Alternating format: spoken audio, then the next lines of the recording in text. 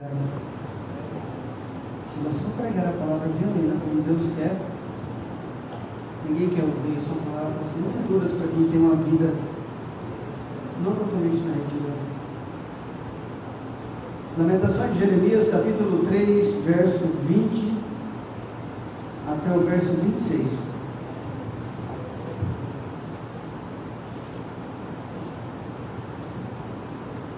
Livro do profeta, livro de Lamentações de Jeremias, capítulo 3, verso 20 ao verso 26.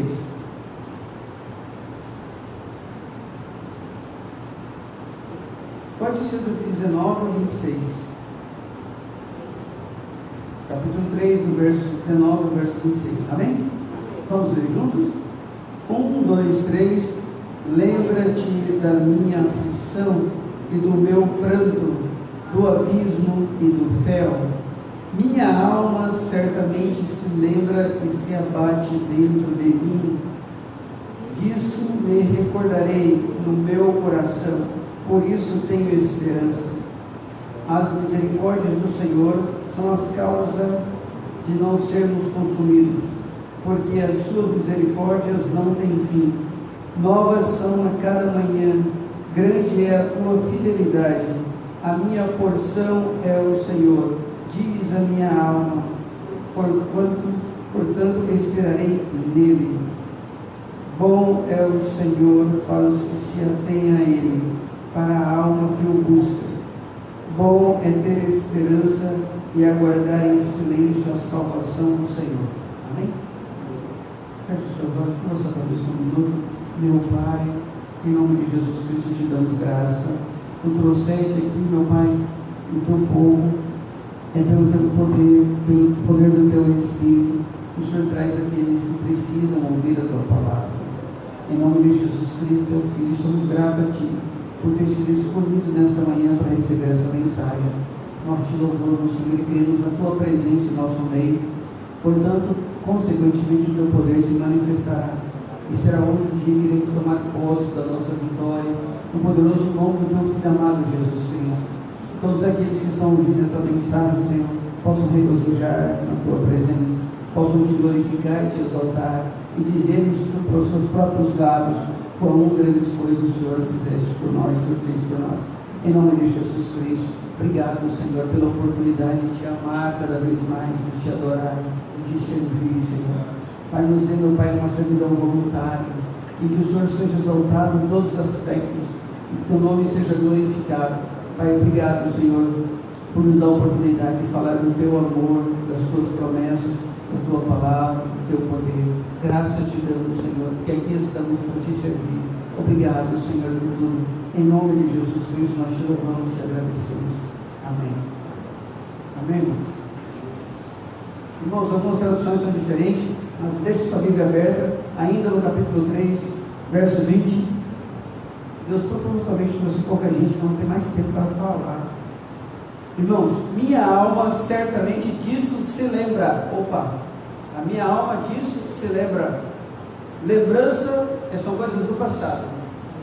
Deus sempre quis que nós voltássemos ao passado para lembrar das suas grandezas, dos seus feitos, das suas promessas. Deus sempre quis que nós trouxéssemos à memória aquilo que dá esperança. Eu vou repetir. A vontade de Deus sempre foi essa: trazer à memória aquilo que nos dá esperança.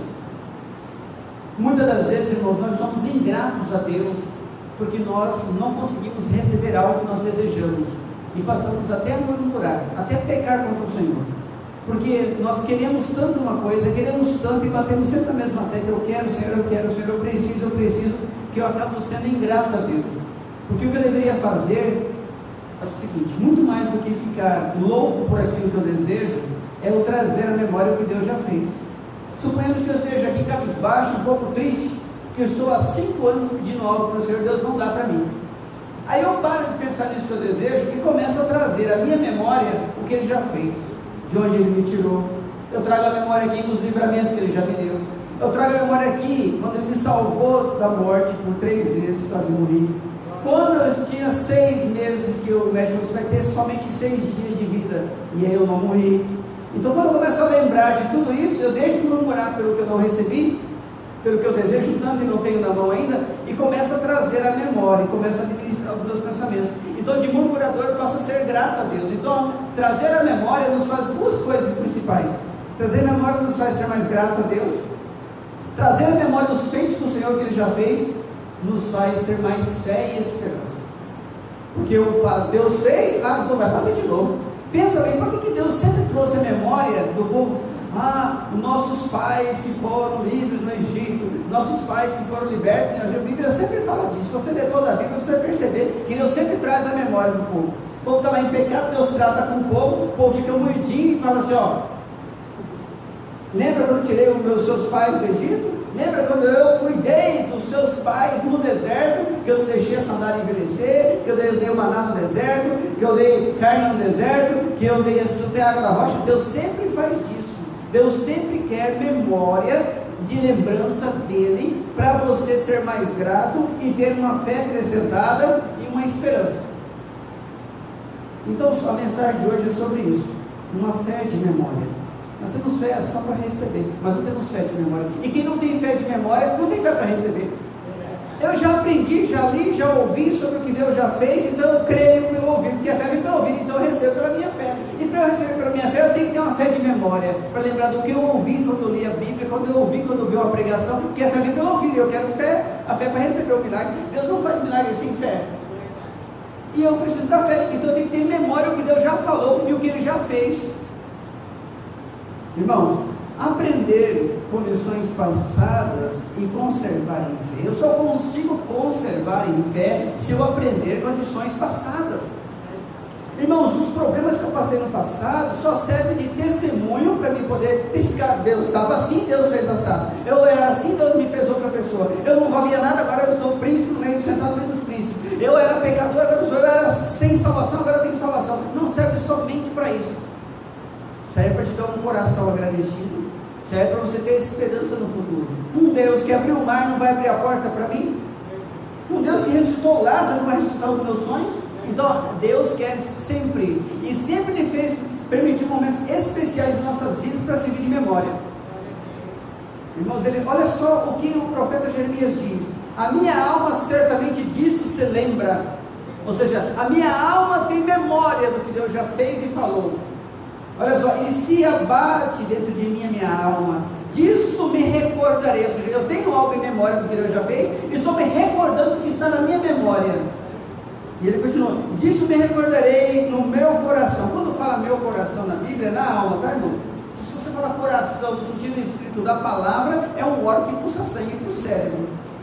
Quando ele fala coração, está falando da alma. Disso me alegrarei na minha alma, no meu coração. Por isso esperarei, por isso tenho esperança. Então eu tenho esperança que dessa prova que eu estou passando, Deus tem o controle, Ele vai me dar vitória. Eu tenho esperança, por quê? Porque eu tenho memória que Ele já fez isso para outras pessoas, que Ele já prometeu na cruz do Calvário, porque Ele já falou que Ele fala acontece. Então eu tenho que ter memória as palavras dEle, as atitudes dEle. Irmãos, aí Ele fala: as misericórdias são as causas de não sermos consumidos.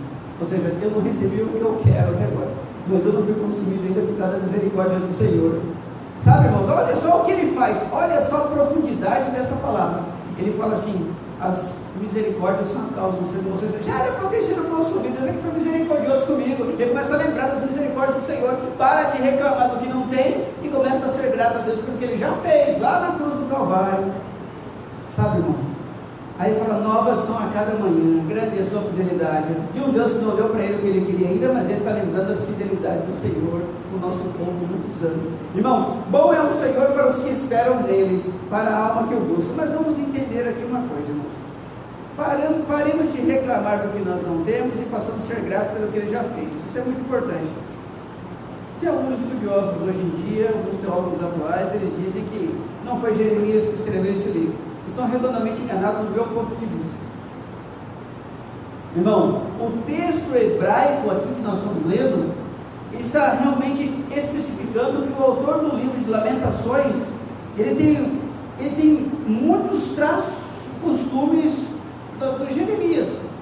A Septuaginta explica isso, a Vulgata explica isso, o Talmud explica isso, os pais da igreja, todos eles explicam isso. Tanto a Septuaginta como a Vulgata, como o Talmud, como também os os pais explicam isso, que todos os traços. Por quê, irmãos? Porque Jeremias estava lá, Jeremias vivenciou, Jeremias ele profetizou que se a Babilônia viria, ou seja, o rei da Babilônia, Nabucodonosor, viria, destruiria, profetizou que isso aconteceria, e aconteceu isso. Ele estava lá, ele viu tudo foi destruído, a cidade foi toda derrubada, foi incendiada, perderam tudo, e Jeremias viu isso, e Jeremias chorou antes de acontecer, Jeremias chorou durante, Jeremias chorou depois, ele chorava, lamentava, só que essas lamentações são em forma de poesia, porque Deus falou o que aconteceu, o povo deveria se consertar com as profecias de Jeremias, o povo não se consertou, ficou em pecado, ficou em idolatria, abandonou Deus, e falou que seria atacada, seria subvertida, seria destruída, e foi destruída, e o povo ficou na destruição, na tristeza. Então esses poemas de lamentações de Jeremias, são poemas tristes e alegres ao mesmo tempo. Alegre porque Deus cumpriu o que falou, Deus prometeu, Deus estava tratando com o povo. Triste porque o povo foi levado cativo para a Babilônia, porque a cidade foi destruída. Pensa bem, irmãos, a cidade ficou sitiada por 18 meses. Sabe o que é sitiada por 18 meses? Ou seja, ninguém dormia. A qualquer hora, estamos cercados. A qualquer hora, o exército da Nabucodonosor vai atacar, vai nos matar. Então eles não dormiam, ficava sem dormir, preocupação, perturbação, ansiedade, desespero, porque o exército era o mais poderoso da época. E com 18 meses, Nabucodonosor entrou, acabou com tudo. E tem mais, estamos vivendo um período de pestes, doenças e fome. Sitiado, não tinha como buscar alimento fora, sem alimento, passando fome. Então, por que eles sitiam?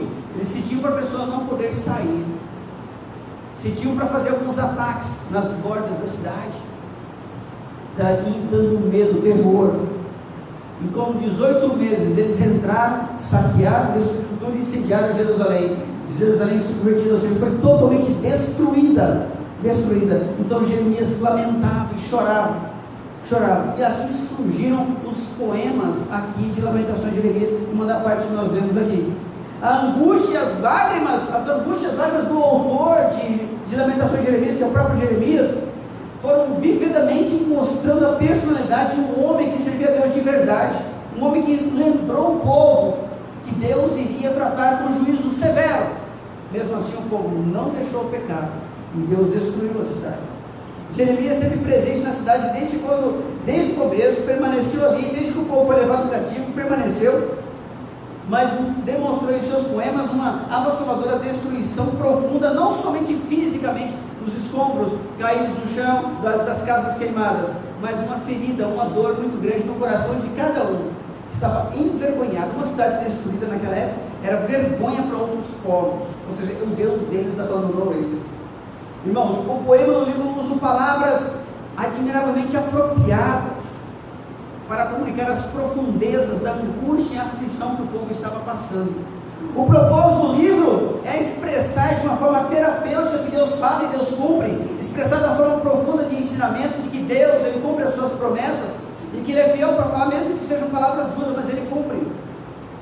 Irmãos, os poemas havia uma confissão que Deus havia tratado com o povo e que Deus, se o povo se consertasse, se o coração deles fosse com arrependimento, Deus restituiria, restauraria, o que foi o que aconteceu futuramente. Tudo bem, você pode ter alguma área destruída na sua vida, você pode ter suas finanças destruídas, você pode ter seu amor destruído, seu relacionamento familiar destruído, mas se você verdadeiramente se arrepender das suas falhas, trazer em memória o que Deus fez, já fez por você, e se arrepender, Ele tem a promessa de restaurar, de restituir. Irmãos, não importa o que você perdeu, Deus já tinha falado através da sua palavra, certamente você seria se você tivesse um entristecido com o seu pecado. Antes de você ficar triste com aquilo que você perdeu, Deus se entristeceu com o pecado que você cometeu no passado. Irmãos, a mensagem do livro tem a intenção de ajudar o povo, apresentando uma lição do passado. Se você não toma lição das suas falhas que você teve, das suas experiências no passado, que para você talvez seja negativa, se você não tomar lição da sua vida no passado, e tomar isso para melhorar no presente, ter um sucesso no futuro, você não está na presença de Deus, sucesso sincero. Você está na presença de Deus quando você toma lição. Irmãos, como eu me arrependo até hoje de não ter conhecido Jesus antes. Que perda de tempo que eu tive. Perdi tempo, perdi dinheiro, quase perdi minha família, tudo, irmãos. Quase perdi minha profissão. O meu arrependimento que eu eu tenho é esse. Claro que Deus já me perdoou, já fui salvo, isso eu sei, mas o que eu lamento é que besteira que eu fiz não aceitar as pregações que eu via antes. Se eu tivesse aceitado pelo menos com 15 anos de idade, quanto tempo que eu perdi, irmãos? Uma pregação feita nos Estados Unidos, onde pregou sobre arrependimento, e tinha um senhor de mais de 70 anos, sentou no banco da frente assim, ele chorava como uma criança, mas chorava, e terminou o culto, deu bênção apostólica e chorava, o pregador ficou incomodado com aquilo. E aí ele chegou perto dele para conversar com ele, ele soluçava e chorava e falava assim, eu perdi, como perdi, o homem falava assim, como eu perdi meu tempo com coisas mentiras, com enganos desse mundo, com falsidades desse mundo, como eu perdi meu tempo com coisas passageiras que não levaram a nada, eu perdi dinheiro, eu perdi família, eu perdi tudo. E se você não perceber, não se atentar, não abrir os seus olhos, você perde mesmo, irmão, perde. Às vezes nós vamos levar uma surra para ninguém, mas irmãos, eu vou levar uma surra tão grande que não vou acertar, eu vou acertar. Pelos poemas e lamentações de Jeremias, vemos que o povo judeu reconheceu o seu valor. Olha só, mesmo sofrendo, mesmo fisicamente perdemos tudo, espiritualmente fomos abalados com a perca, mas nós aprendemos a reconhecer o nosso valor. Temos um Deus que nos avisou, nós é que somos errados, nos alertamos, não mudamos de vida, não deixamos o pecado. Nós temos um Deus, eles começaram a reconhecer o seu valor, um Deus que cuida deles, um Deus que avisa eles que não quiseram se consertar, reconhecendo isso através dos poemas e lamentações de Jeremias.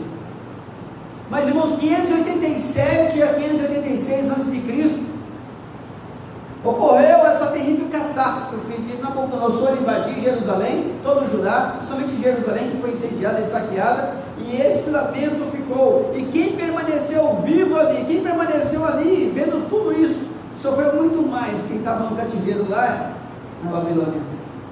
Mas o exército que invadiu, que entrou, não teve piedade, demoliu toda a cidade, incendiou toda a cidade. A segurança de Jerusalém era vista como uma doutrina preciosa nos tempos de Isaías. A todos os profetas falaram alguma coisa sobre isso, mas ninguém deu ouvidos. Trazendo à memória aquilo que traz esperança. O que você traz em memória das dores que você teve no passado? Você traz em memória o agir de Deus?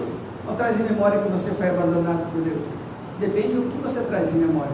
Você conhece ver o trabalhar de Deus, as dificuldades? Você consegue ver a mão de Deus na perda que você teve? Você consegue ver Deus trabalhando por trás daquele problema insolúvel que você tem?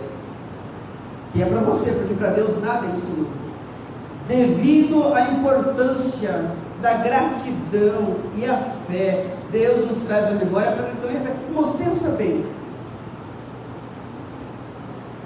Quando José passou por tudo aquilo, irmãos, e foi abandonado pelos irmãos, foi vendido como escravo pelos irmãos, ele sofreu na casa de Potifar, a mulher de Potifar deu em cima dele, teve que fugir, foi preso como se tivesse mexido com a mulher de alguém, não mexeu com a mulher de ninguém, só injustiça, sofrimento, só perca um jovem, perdendo família, perdendo tudo, perdendo a cultura, perdendo seus costumes, a religião, perdeu tudo, irmãos. Mas aí ele vai mesmo no presídio, sendo injustiçado, preso injustamente, ele é usado por Deus, ele faz a obra de Deus e fala, revela o sonho dos copeiros, do padeiro, e fala, não esqueça, quando estiver com o rei, lembra de mim, ou seja, traga à memória o que Deus fez através de mim aqui para você, que revelando o seu sonho. Então ele chegou lá, o copeiro lembrou, trouxe a memória, viu que Deus gosta que você guarde memória? Trouxe memória.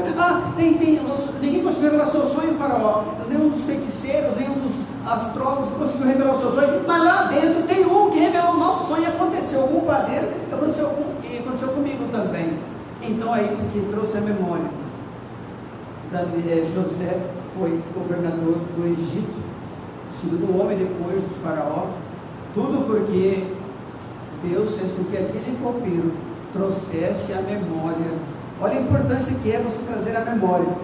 Irmãos, trazer a memória para aumentar a fé em obedecer. Pensa bem. Abraão não negou o seu filho quando Deus pediu. Dá ao seu filho teu único filho, a quem tu amas, leva para uma das montanhas e oferecer sacrifício. Ele foi oferecer sacrifício. Quando chegou lá, amarrou o filho, colocou em cima da lenha.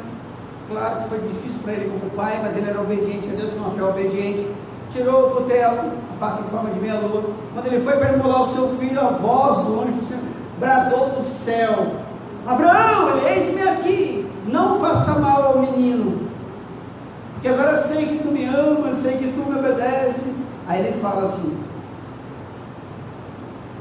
agora te abençoarei, como as estrelas do céu, como as areias da praia.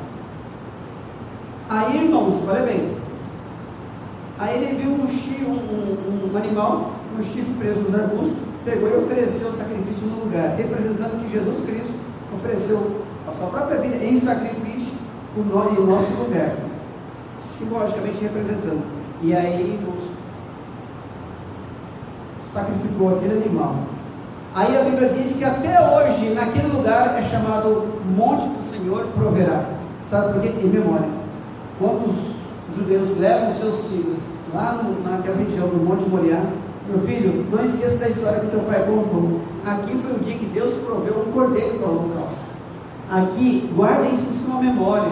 Deus é um Deus provedor. Ele provê saúde, Ele provê dinheiro, Ele provê emprego, Ele provê restauração conjugal, Ele provê causa resolvida na justiça, Ele provê um Deus provedor. Ficou em memória até hoje. Os judeus ensinam para os seus filhos que nosso Deus, o Jeová Jireh, é um Deus provedor. Irmãos, trazer a memória para aumentar a sua fé na provisão de Deus é muito importante. E trazer a memória para aumentar a fé e obedecer, irmãos. Pensa bem, quando diz aqui assim, irmãos, ó, Gênesis capítulo 19, versículo 17, vai lá, Deus usa Abraão, chega lá, fala para Ló, vai só falar, ó, a cidade vai ser destruída, Deus enviará aí, foi dito e feito, no Sodoma e Gomorra, e fogo e enxofre Deus mandou sobre aquela cidade. Não dá tempo de eu contar toda a história, mas irmãos, Deus falou que então teria que tirar Ló de lá e sua família, e Deus falou assim, o anjo do Senhor falou assim, ó, não olhe para trás, não olhe para trás. Mas nós sabemos da história que a mulher de Ló olhou para trás e virou uma estátua de sal. Você vai, compra passagem, vai em Israel visitar, o guia te leva até esse lugar, tem lá até hoje a mulher de sal, uma estátua de sal, tem lá até hoje. E aí os filhos dos judeus, e chega lá, ser meu filho, minha filha, isso aqui é para nós servir de memória para nós, de quando Deus falar, olha para frente, é para frente, olha adiante. Quando Deus fala assim, não olhe para trás, ou seja, serviu de memória. Irmãos, quando o povo de Deus já estava terminando a peregrinação no deserto, para chegar até a terra prometida, chegaram até Sitim, ali, ele tinha que atravessar o Jordão, última barreira de uma prova para chegar e pisar na terra prometida. Aí Deus falou assim para Josué, santificai, e ó, ordena aos sacerdotes que levem a arca, e quando eles pisarem, com a planta dos pés, lá, na borda do Rio Jordão, período da cheia, não tinha como atravessar nada, naquela época não, período da cheia, rio profundo, hoje cheio de erosão, desmatamento, então o rio é mais raso, mas naquela época, o rio era muito profundo e a correnteza era muito forte, devido à cheia da ribanceira, ou seja, as águas, período das águas, período da seca.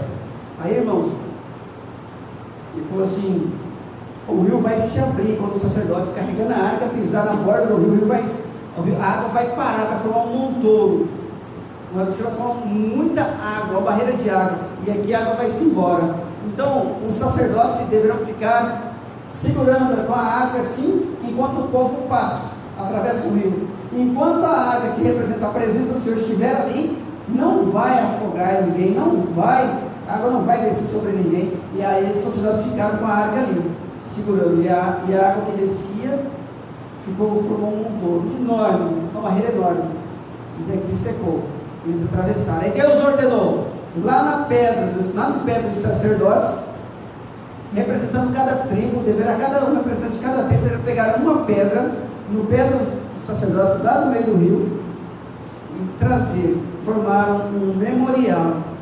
Também, quando você vai lá até hoje, tem um altar feito lá, o memorial até hoje. O dia em que Deus livrou o nosso Deus, abriu o Rio Jordão para o povo passar, para chegar até a terra prometida.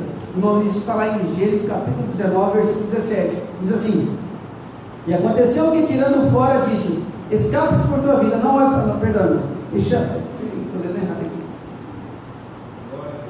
E falou o Senhor, Josué capítulo 4, versículo 15, e falou, pois, o Senhor a Josué, dizendo, dá ordem aos sacerdotes que levem a arca do testemunho, que subam o Jordão. E deu Josué a ordem aos sacerdotes, dizendo, subir o Jordão. Versículo 18, e aconteceu que, como os sacerdotes que levavam a arca da aliança do Senhor subiram no meio do Jordão, as plantas dos pés dos sacerdotes se puseram em seco, as águas do Jordão se tornaram no seu lugar e corriam como antes, sobre todas as suas ribanceiras. Subiu, pois, o povo do Jordão no dia 10 do mês primeiro, e alojaram-se em Gilgal, no lado oriental de Jericó. E as 12 pedras que foram tiradas lá do rio, que tinham tomado o Jordão, levantou-se Josué em Gilgal, e falou aos filhos de Israel, dizendo, quando no futuro vossos filhos perguntarem a seus pais, dizendo, que significam essas pedras? Quando os vossos filhos no futuro perguntarem, o que significam essas pedras? Farei saber aos vossos filhos, dizendo, Israel passou em seco este Jordão. Tudo que Deus faz é para a memória. Tudo, irmãos, que Deus faz, não é só para você ouvir e praticar somente. É para ouvir, praticar, guardando em memória. Tudo que Deus faz, tudo que Deus fala, tudo que Ele fala e faz é para guardar em memória. Irmãos, aí chegou um dia, e Jesus Cristo, o Senhor Jesus Cristo, disse assim, que Maria seria lembrada pelo seu feito, porque nós sabemos que as crianças eram levadas em praça pública e elas viam as outras moças sendo apedrejadas por causa de prostituição, por causa de adultério, por causa de namorar antes do casamento, namorar que não devia, de mostrar a canela, de mostrar o rosto, de tirar a burca, mostrar o rosto, podiam ser apedrejadas, só por isso. Todas as crianças, meninas, eram levadas à praça pública para assistir as outras sendo apedrejadas, para ficar ter um temor tão grande e não cometer traição, adultério, assim por diante. Mas Maria, quando recebe a notícia do anjo, salve agraciada, bendita és tu entre as mulheres, achaste graça diante de Deus. Aí ela ficou assim, que saudação seria aquela? E o anjo fala, o anjo Gabriel, esse conceberás, dará luz a um filho, e porás o nome de Jesus, ele será altíssimo, herdará o trono de Davi, e tal, falou tudo isso. E ela pensou, na cabeça dela veio, eu vou ser apedrejada, o meu marido vai me deixar. Mas ela se portou. No final ela diz assim, que se cumpra esta palavra em minha vida. Se cumpra, ou seja, eu prefiro morrer, mas fazer a vontade de Deus, que é ser usada para gerar o menino Jesus. Aí a Bíblia diz que por esse feito ela seria lembrada do que ela fez, não para ser adorada, muito menos colocar no lugar de Jesus pedindo algo para Deus através dela, muito menos isso. Mas ela seria lembrada dos feitos dela, de lembrança, de memória. Mas, irmãos, o Senhor Jesus Cristo cumpriu-se todo o Antigo Testamento, cumprido em Jesus Cristo, que Ele viria Salvador da humanidade, que seria Deus forte, Pai da eternidade. Cumpriu-se a profecia que Ele viria de uma virgem, comprovando que era o Messias. Tudo isso foi comprovado no Testamento. Jesus Cristo, realmente, que o profeta Isaías disse, que Ele era com raiz de uma terra seca, não tinha parecer nem formosura, que é surrado nos trabalhos, que levou na cruz do Calvário todas as nossas dores, como uma ovelha muda nas mãos dos seus filhos. Tudo foi sendo cumprido em Jesus Cristo, tudo foi sendo cumprido. Realmente Jesus veio, realmente venceu Satanás no deserto pela palavra, foi batizado mesmo no Rio Jordão, tudo foi acontecendo, irmão. Ele curava realmente de qualquer enfermidade. Foi comprovado que ele não deixou, não foi envolvido pelo pecado. Algum de vocês me convence do pecado? Ele diz, ninguém convenceu, Jesus não pecou, que ele foi morto injustamente, ele realmente foi injustiçado, porque ele não pecou, não fez nada, mas pediram, solta Barrabás, crucifica-o, Jesus. Ele ressuscitou mortos, expulsou demônios, foi acusado de príncipe Beelzebul, príncipe dos demônios, só porque expulsava demônios, tudo mentira. Então como pode dividir o reino? O mal não tem jeito. Demônio expulsar demônio não tem jeito, não sou príncipe demônio. Mas ele foi fazendo e falando e fazendo, falava e confirmava nas atitudes dele o que ele fazia, confirmando a palavra, foi cumprindo. Chegou um dia, irmãos, que já estava na hora de se entregar nas mãos dos opositores, estava na hora de situação de angústia e agonia, a crucificação estava aproximando. Um dia antes, o Senhor resolveu jantar com seus amigos, e ele falou assim para os discípulos, dois dele, vai lá, vai ver um homem com cântaro na água, chega na casa e pergunta, onde será o lugar que será a ceia? E ele fez a ceia, todos os caminhos, preparando a ceia. aquele que pegava comigo no prato, esse meu traidor, e falou para Judas: Judas, vai logo fazer o que você está previsto fazer. Já tinha Judas negociado com Jesus Cristo, o traidor. Vai logo. Ele fez uma outra ceia, já com os 11. Irmãos, a Bíblia diz que Jesus pegou o pão, tomou o pão, tendo dado graça, pegou o pão, primeiro ele agradeceu antes de partir, pegou o pão, tomou o pão, e tendo dado graça, agradeceu, o partiu, e disse: tomai e comei, isso é o meu corpo que é partido por vós. Fazei isso todas as vezes que comerdes em memória de mim. Em memória. Se você não lembrar do que Jesus fez e nem do que ele falou, você não tem ele dentro de você. Porque quando eu como do pão e bebo do suco de uva representando o vinho, eu estou colocando as palavras, os ensinamentos e o próprio Deus dentro de mim. Quando eu trago em memória tudo que ele fez e tudo que ele falou. Isso é muito sério, irmãos. Porque quando Jesus quando ele morre e quando ele ressuscita, ele traz vida em cima da morte. Você estava morto dos seus pecados, então você está se alimentando da vida de Deus em você. Isso é muito profundo, muito mais do que uma ceia formal que a gente participa na igreja. Isso é uma ceia espiritual, que eu estou dizendo para os irmãos. Quando você traz a memória. Teve um dia que eu não tive como tomar Santa Ceia. Não tive como, no meu serviço era um flagrante, tinha que estar na delegacia fazendo flagrante numa prisão que eu tinha feito no meu serviço. Não tinha como. Eu fui para uma salinha lá: Senhor, eu queria tanto participar, que eu sei da importância que é isso, eu quero participar, Senhor. E ele chorando no banheiro daquela delegacia, eu senti a glória de Deus sobre mim, Deus recebendo, porque é muito mais memorial do que um alimento físico. Muito mais um memorial espiritual do que um alimento físico. Irmãos, mas ele falou assim, ele pegou o pão